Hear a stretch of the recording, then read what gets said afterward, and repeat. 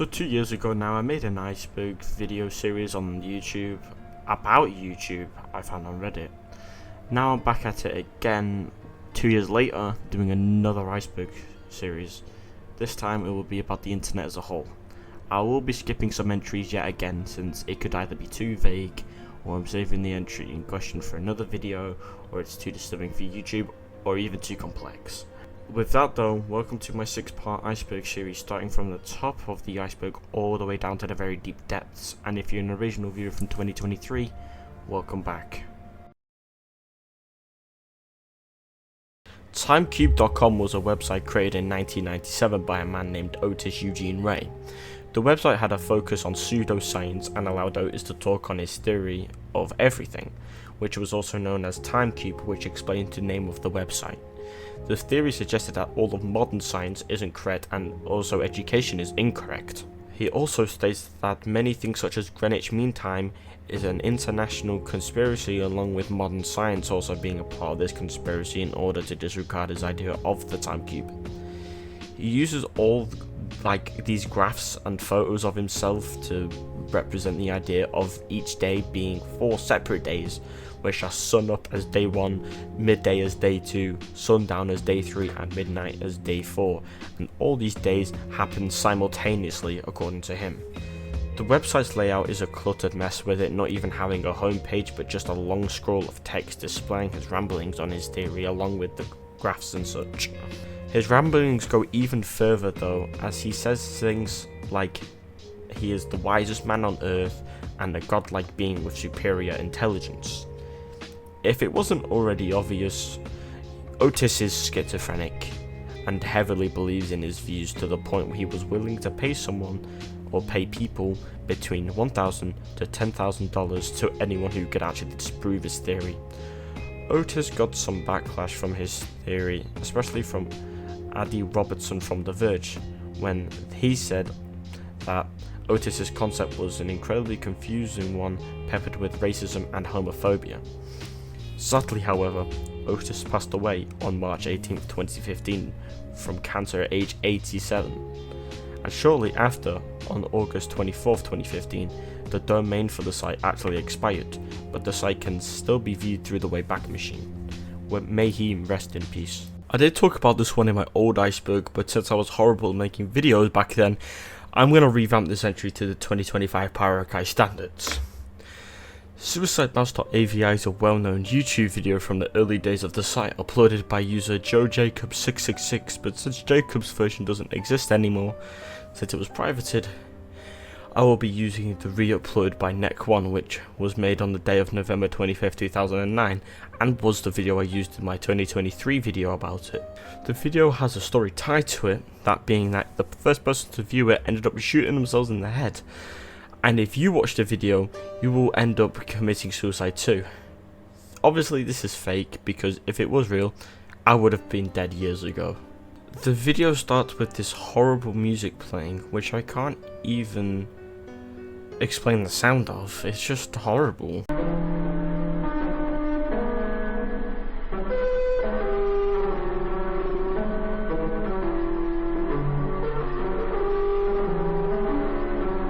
You may recognize this sound because of the Uncanny Mr. Incredible meme from a few years ago now, since that meme uses the audio from the Suicide Mouse at certain parts of the meme. As the distorted music continues, Mickey Mouse walks down a street constantly with no stopping, seemingly down the same path too, like he's in limbo.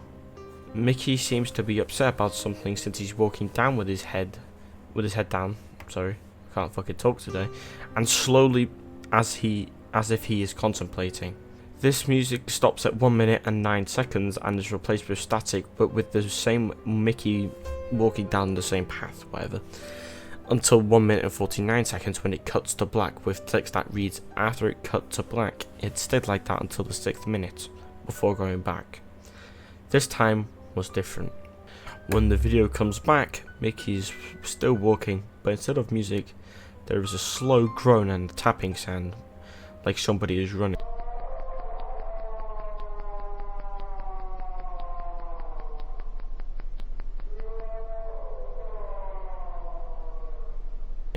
You may also recognize this from the meme like I was talking about earlier.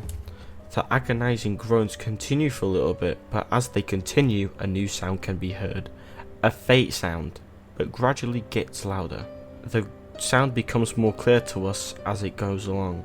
It's agonizing screams of a woman looped over and over again. When the sound is clearer though, the clearest that is, we hear more of the screams of the woman, which further display her agony instead of an unclear loop.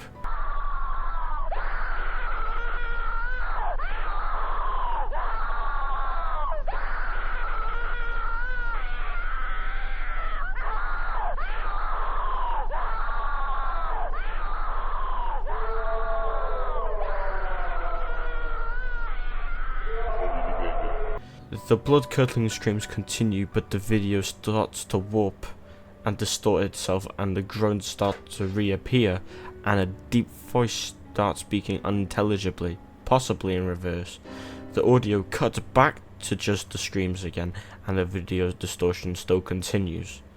The video cuts to a close-up of Mickey Mouse walking with this piano piece playing, which is more than disturbing, accompanied with a buzz sound that loops throughout with a distorted background. The video then cuts to black with a Russian text which roughly translates to "sightings of hell bringing their viewers back inside." And then the video cuts to some silhouette walking into a doorway, closing the door, and then the video then ends. The video became massively popular when it released, and in the years following has had a creepypasta made for it, and has had remakes of the video in the form of a more believable Disney animation created by fans of the original. It's also been used in other forms of internet culture like memes, which I stated before with the Uncanny Mr. Incredible meme. The video has been talked about and analysed quite a bit in the past by other YouTubers like Scare Theatre, The Goat, in 2015. Luckily, it's been confirmed that the screaming is fake, and the groaning. I know that the screaming are stock sounds since it has been used in another creepypasta video known as Candle Cove. If you know about Candle Cove, you're actually a legend, but you know. And it has a screaming episode where all the characters are screaming and crying, and the screams in that video are the same screams we hear in this video too. The scream is from freesound.org, and they are all called Psycho Scream 1, Psycho Scream 2, and Psycho Scream 3. Take a listen.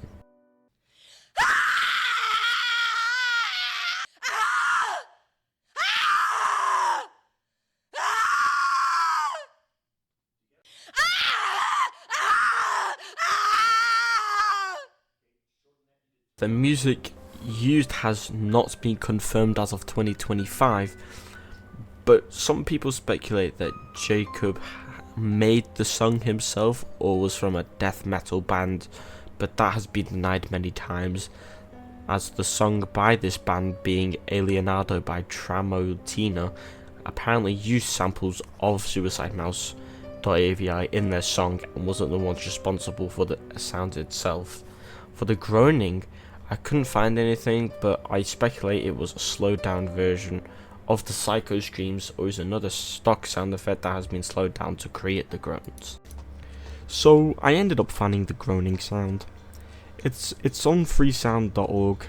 I do look like an idiot now because I didn't really look hard enough. I'm gonna be very honest. I was quite tired, but you know, I did my extra research, and yes, it's not the same sound as the Psycho Screams, it's something else. Apparently it's about a drunk homeless person. I mean, that's the story of the sounds anyways. But yeah, it's called 2007-1202, which is when I presume it came out, because, well, when it was recorded, because the date of it being released was December 8th, 2007.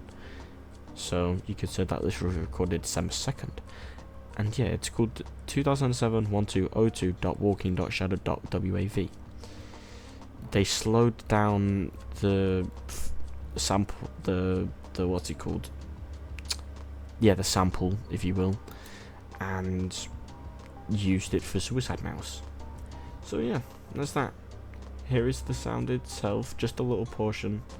because it's actually a pretty long sound. I mean like 46 seconds, but I only played a little bit of it.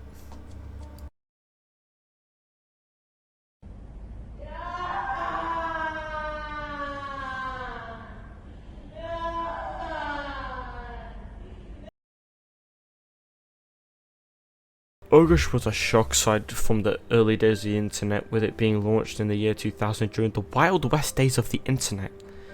With that name alone, you'll know how wild the internet was back then. It was completely uncensored. From what I've heard, I wasn't born until 2008. I don't know what the Wild West was like. I've seen the Wild West of days of the internet through like the Wayback Machine, but I wasn't actually there, so I don't know how bad it was. But Ogrish was made by a team of people, and some of these people, which we will call Team Ogrish, ended up helping out with another shock site, which was LiveLeak. Ogrish included a plethora of uncensored news coverage and other forms of media, which included war videos, executions, and accidents. These videos were obviously controversial due to its gory nature and overall offensive backstory to them, such as videos and pictures of the 9/11 attacks jumping from the towers and the aftermath of them. And this happened in 2002. In 2004, just 2 years after this incident, Korean hackers DDoSed the entire site after the execution of Kim Sun-il, who was a South Korean interpreter, was captured by the terrorist group JTJ and killed by decapitation on June 22nd, 2003. A reason why hackers were in such uproar about this was because it was actually banned in South Korea, and this was a sort of way to wipe all traces of the video. At the start of 2006, Ogrish went through a rebrand, which went from its fiery logo to a more clean and sleeker logo and overall layout to improve loading times. Another change was the site's main catchphrase, which went from "Can you handle life?" to "Uncover reality." And the last change was a new section called the Ogrish Zoo, which replaced the flame, lame, hate section of the site, which didn't allow things such as racial slurs and was more politically correct than its precursor section.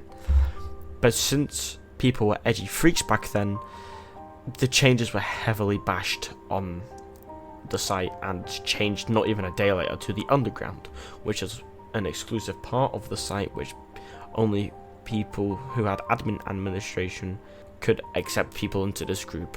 But this section was closed in April of 2006 to finally make the transition from a gore site to an uncensored news platform. And during the same month, Ogrish created a podcast platform which was called the Underground Media, which was somewhat similar to the Underground, except members had the chance to see extra footage from the news coverage they offered. Also, I found this out after doing extra research. There was an Ogrish magazine. I've seen one of the pictures. It's fucking disgusting. I don't know if it's the same Ogrish, but there is actual gore in those magazines. It's disgusting. I saw a picture of it on eBay somewhere. I'm not joking. They're selling it for like a few £100. Because it's a rare magazine now, apparently. But this was short-lived, however, because in November of 2006, the site became inactive and redirected to LiveLeak up until May 2021, when LiveLeak became itemfix.com, and now both Ogrish and LiveLeak redirect to itemfix. This entry is a very, very long one from what I've seen, since other coverage on the topic ends up being an hour-long video, or in next post case, only 13 minutes. Thank God. But I will try to condense it down into 5 or less minutes, so if I miss anything out, if you're like a Kutchie's keyline pie expert, I'm sorry. You know, just don't bother me like those people who made the Take My Meds add-on did a while ago. I need to stop talking about that video. I just get haunted by it a lot. Anyways, the entry itself refers to a strange copy-like pasta group of comments, almost like a review from a group of people or even one person on groups and forums in 2009 of an inexistent restaurant talking about how good the key lime pies are there and how they are the best in the world and that they can even give you pie-gasms. I've never heard of key lime pie before this, so I went and looked it up. It looks good, but I'm not going to be moaning over a pie. I'm not doing all that over a pie. It looks delicious, but It's just a pie, man. It's really not that special. But, you know, this restaurant in question is called Kutchie's Cafe. The reviews may be the work of a bot, since a lot of the posts share the same grammar or even similar grammar, and these posts are on an abundance of websites and forums, and even nowadays social media platforms like Instagram and Facebook, from multiple accounts, and usually it's very regular and lighthearted until it reaches private messages. A Reddit post from 9 years ago talks about an interaction that this user had one time on Facebook with one of the people who talk about the key lime pie named Kutchie Pelaz. I don't know if I said that right. Don't crucify me if I said it wrong. And it gets quite strange. I'll read u/Karine Habsburg's post out for you all to show how truly strange it gets over a key lime pie. I assume that most of you are familiar with Catherine Habsburg, the woman that posts on Facebook long updates about her family history, and different international governmental organizations are out to murder her and steal her assets. The language she uses is very hard to understand because of the weird grammar. Some people say she has some form of mental disorder/disease. And some people believe that what she is saying has some sort of truth within it. I was browsing her Facebook page some time ago and noticed that some of her posts get liked by one specific profile, Kutchie Pelaz, the profile is called, and the profile picture is a key lime pie. His profile consisted mostly of weird posts that all referred to a specific restaurant. I googled his name and ended up on a Reddit thread about him, but the author of the thread, u/keylime what the fuck, had not found the Facebook profile at the time. Basically, it all comes down to the fact that the restaurant never existed, and that it was weird because that type of comment has been made since 2009. If it is a running joke, these must be some dedicated jokers to continue gag for 8 years at the time. It was now 16 years ago. I thought about the fact that the Facebook profile may be run by a Redditor who read the thread about Captain Kutchie's Kutchie. What the fuck? The fuck does that say? Kutchie Alright, one more go. Kutchie, okay, got it. Bakery. And decided to pretend to be Captain Kutchie, but his status updates are in the exact same format as the original posts, which are found all over the web on key lime pie recipe sites specifically. In my opinion, this would be very hard to emulate. Anyhow, I saw a status update in which he said that the world will soon know why Captain Kutchie is the most interesting man on the planet. I decided to send Kutchie Pelaz a message and ask him when the world can know who Captain Kutchie is. I didn't expect a reply, but roughly a month later, Kutchie replied. This is a copy of his reply. There's just no medicine like an all-natural key lime pie made from scratch. One time, Captain Kutchie Pelaz was in the hospital for kidney stones and was labelled a combative patient when he found out that the hospital kitchen staff were skimping on ingredients in their key lime pies. Well, seriously, what the hell do you expect from the king of key lime pies, Lord of Lords? Finds out that someone has been perverting the purest of the pure, as our friend Clint Eastwood might say, make my day. I replied asking who Captain Kutchie is again. Here is his second reply. You'll soon learn why people call Captain Kutchie Pelaz the most interesting man in the world, but don't take our word for it.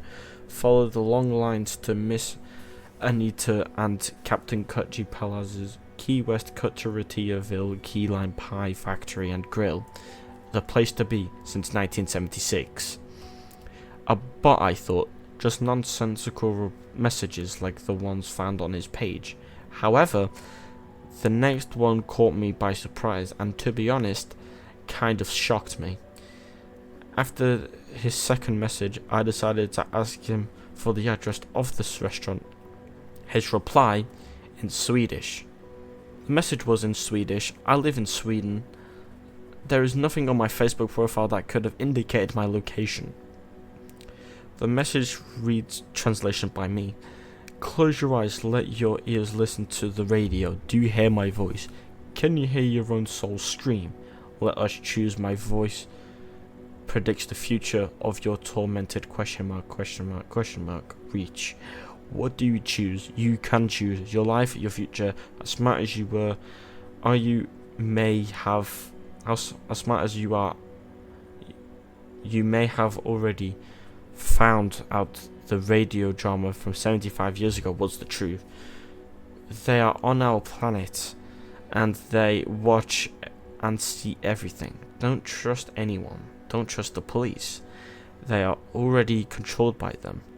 It has been like that for 75 years now. Only our best can survive. You have a right to become one of us. So welcome to our worlds. Very soon the portals will be open to another dimension. Thank you to u/John Smithish, who pointed out that this was also a quote from the demo of a video game. Update. New message from the captain at Kutchie in German. After I did a Google search, I found out this piece of text was from the video game Silent Hill PT, which actually doesn't exist anymore, by the way. It didn't end up releasing, sadly, but in Metal Gear Solid 5 there is hints towards PT. So, Kojima actually wanted this to be a thing, but, got cancelled, sadly. Anyway, back to the Reddit post. Google Translate translation, and by fog of fading consciousness, I thought I heard a phone. Update 2. Update 2. Kutchie Pellas recently posted an update and tagged someone named Jake Carson in the comments. That Jake Carson profile published the exact same things that we know from a Key Lime Pie Factory. A small part of a status update by Jake Carson that stood out to me about Donald Trump, posted on February 21st, 2016. Donald Trump loves Cicada so much that he often has take out flown to him in New York City. Wow, he must really love those original cheeseburgers in paradise. We sure do. They have our vote for sure. My best friend said she heard last week that Donald Trump and Stephen Colbert together are planning on a welcome to the USA party for Pope Francis to be held over in Asheville, NC, at Cicada. Some party that will be for sure. Update 3. I have attempted to contact someone who goes by the same name as one of the captain's sons. He also lived in Asheville, so I hope he can tell us something. Update 4. Carlos seems to have deleted my friend request. The button is greyed out. He has also not read my message. Also, my introductions to the Facebook profile in the original post was not to make the thread revolve around it. My intention was to reintroduce the key lime pies in this forum. The Facebook profiles were just an interesting thing I found, and a simple way to introduce the story. All this mysterious behavior and talk, but why? Normally, I would have had the answer to that, but sadly, this time I do not have an explanation of this, since it's actually an unsolved mystery. But I can always speculate with the theories that either already exist or ones I have made up. Many people, including myself, believe this is the work of a bot, since the messages and reviews always have the same text format but are different each time, and mostly never make sense, and there has been a vast array of accounts with different aliases which seem fairly generic. Another theory is that it's an angry employee from this quote-unquote restaurant or another restaurant that has been either fired or starting to hate the place. I can somewhat see the vision for this theory, since at the times the messages do get aggressive and really fucking strange, talking about Donald Trump and such, and kind of a way to tarnish the reputation of the restaurant. Even though I kind of like this theory, it can be fake because the restaurant isn't even real, but we can also take this as an angry person from a real pie place just changing up the name of their restaurant so they can talk about it but not get fired for some reason, like financial purposes, so they can keep a stable income and such. The last theory though is that it's the work of trolls, and although I hate the idea of this, since it's uneventful, somewhat uneventful that is, it's actually the most likely, since it's the internet, right? And people are weird for the sake of it. There are still people actually talking about this in 2025, of this like practically dead trend, if you want to call it a trend. And what I want to say is that I think it's a mix of the bot and troll theory, since multiple people could be in on it, and to make it more widespread they would use bots to make it seem bigger than it really is, making it more common to people and making them dig down for it. It also explains the unnerving things that the accounts would say in private, since the DMs could be from a human, but the main review itself is a bot spreading it about. Why did my accent just change? Who knows though. It might be a stretch. What do you think though? Just before we actually get into this entry, I just want to say that this entry and the last few entries are going to be a little bit more quieter in terms of me speaking, because it's currently 2:40 in the morning as of recording this exact section. So if it seems a little quieter, I'm just trying to respect the people in my house, since I don't live alone and I have neighbours, so I'm not going to be talking at my normal, volume. And if the mic does sound closer, it's just so I can get the sound still very much audible while trying to be quiet. So, there's that for you. Rod.com was another shock site which was active from 1996 up until 2012 by Soylent, since they created a program to find one-name domains, and they would use the one they saw as the best, and Rotten.com was the one they decided to take and use it to create this website. The site is regarded as one of the first shock sites on the internet ever. The website heavily advocated for morbid curiosity and a hub for free speech, since it had a vast array of disturbing and also disgusting content, from accidents, murders, autopsies, suicide, and degrading acts. Rotten's layout was very small but spread out, meaning it had some issues like no thumbnail tied to the link, so every time you clicked on a link you would be going in blind. At times the uploads were misunderstood, since these were all user submitted, and the devs of the site would take a look at the file and assume it was one thing, but it would be something different. An example would be if a file was called carcrash.mp4, and a dev behind the site would put the tag accident, but it would actually be a shooting video of some sort. I'd say this is due to the fact that people at Soylent probably didn't want to look at the things people were posting out of here. They would be traumatized, and rightly so. In 2003, the site would get a new section called the Rotten Library, which would be an encyclopedia for the site, which will hold a plethora of articles which talk on different topics ranging from art all the way to the occult and crime. These articles would have humorous but offensive and even insulting headlines, and the entire article would treat certain topics like a joke no matter how important they were. This reinforces what I said about people during the early days of the internet in my ogrish entry.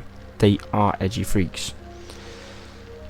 Rotten even sold merchandise like shirts, mouse pads, stickers, magnets, and DVDs, which I don't want to know what's on those DVDs at all. The fuck? Rotten has also gotten into a lot of controversies, like uploading alleged photos of the 1997 Princess Diana car crash. Why did I say Diana like that? Anyways, which ended up being faked and were the first ones to post pictures and videos of the 9/11 attack victims diving out of buildings. Yes, before Ogrish did it, they were the very first ones. They have been in legal trouble too in the past. An example of this was when the Burlington Code Factory ordered Rotten to take down the trenchcoat.org domain that Rotten had bought as a nod to the Trenchcoat Mafia, which was a group that the Columbine shooters were alleged to be a part of before the shooting, which also just keeps reinforcing the fact that people were edgy back in the day because they would do weird shit like this. The domain in question redirected to the Code Factory's site and not to Rotten, or one of the other sites that I haven't mentioned, since I'm only focusing on Rotten and not one of the other sub-sites tied to it. As Rotten carried on, however, the site started to slow down in terms of updates. In the year 2009 and in 2012 received its last ever update. The site was last archived in 2018 on the Wayback Machine, so it's forever preserved if anyone wants to see a morbidly iconic part of the internet. It's even iconic for me in some ways because a lot of internet trauma comes from this site. As a very young child, I mean very young, I shouldn't have been seeing this at like 8 years old, so I have to get my head checked out, I guess.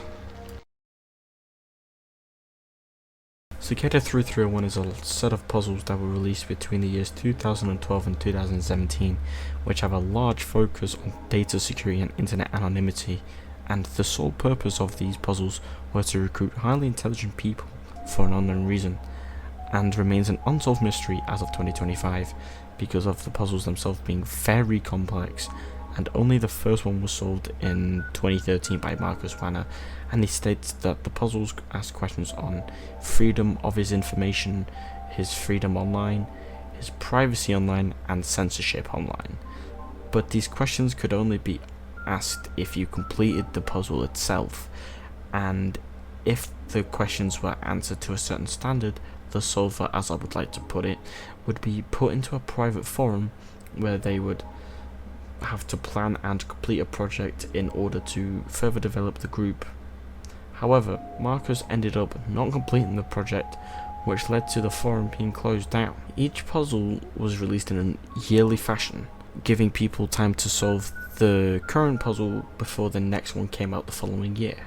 A bit like how Call of Duty games work. I need to stop ranting, honestly. The clues provided though by these puzzles used a lot of different forms of media, like the internet, Linux CDs which were actually bootable, pictures, paper signs, phones, music made for the puzzles, and books written in runes.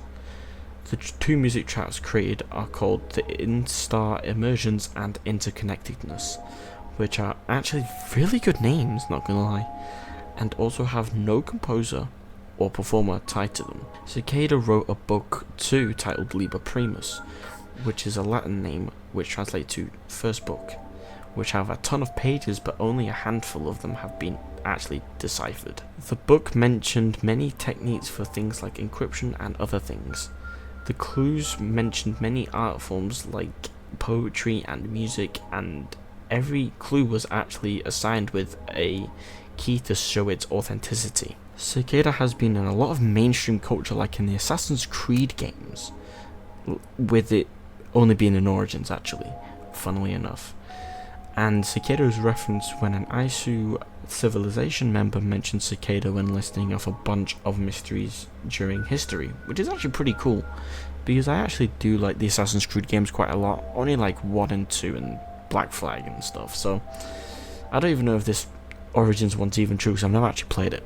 There was also a film about it called Dark Web Cicada 3301, which received mixed reception and was a major part of the plot for this visual novel game called Anonymous Code. If you don't think you know any visual novels, I can give you some examples such as Doki Doki Literature Club, the Danganronpa games, which are my favourite personally when it comes to visual novels, and Ace Attorney, which is also super good. People have been somewhat inspired by Cicada 3301, like in 2024, a group with the same name, which are most likely not the same people behind the original puzzles, started spreading malware, and has also inspired others to create these very similar puzzles which have a focus on the ciphers and more. This final entry refers to a Reddit user known as u/YAYVIDEOGAMES, who posted around 4,000 comments onto different subreddits in 2010. The comments read the same thing each time, which was Ubisoft Go Steamworks bye bye, always on DRM. But he wasn't always like this, since we can take a look at the first time he would spout this phrase out. The r/gaming subreddit. The post in question reads, "Just got Oblivion for PC, what are your favourite mods? I want to make this game as pimped out and as awesome as I can."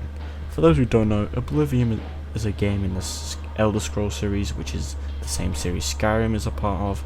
Oblivion was the game that released before Skyrim in 2006, and is pretty crappy in the, the fucking voice over department. It's horrible. Anyways, in this thread we can see that YAYVIDEOGAMES is here, and he's actually somewhat normal in his initial reply, although somewhat snarky. His reply reads, "The uninstall button. The game is great and all that, but god is it hard to fully remove all the junk it leaves behind on your system.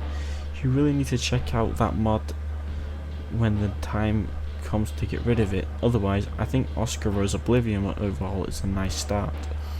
When a user responds with "what?", YAYVIDEOGAMES responds with his ramblings, and it devolves from there.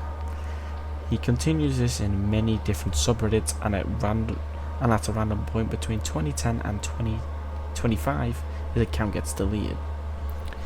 But there is an actual tragedy to the story. We find out who the man is behind the account, named Lyndon Wachtel, and apparently he passed away in early 2015, according to a post made on a subreddit for YAYVIDEOGAMES, and the post was made by his friend Luke. The post stated that Lyndon had chronic fatigue syndrome, which was diagnosed in the early 2000s, which caused him to start isolating himself because of it in 2005, and also had unresolved traumas, which could be the reason why he went on his ramblings all those years ago. The post and responses that Luke provided gave us insight to Lyndon's life. Lyndon was a very talented person with his art and his music creation, and he was very inspired by Aphex Twin when it came to creating music. I want to hear that music now because I love Aphex Twin. I'd probably think it's very good. And he would also create some video on YouTube which were very different, they were varied, of course, and I'm fairly sure that one of them, which was probably an art project, which featured Aphex Twin music. Pretty good song if you ask me. The post also stated that he was a kind-hearted person, but also felt like he was also really out of control with his surroundings, and felt like no one took his suffering seriously. All this pain in his life caused him to take his life in 2015. Rest in peace, you talented man.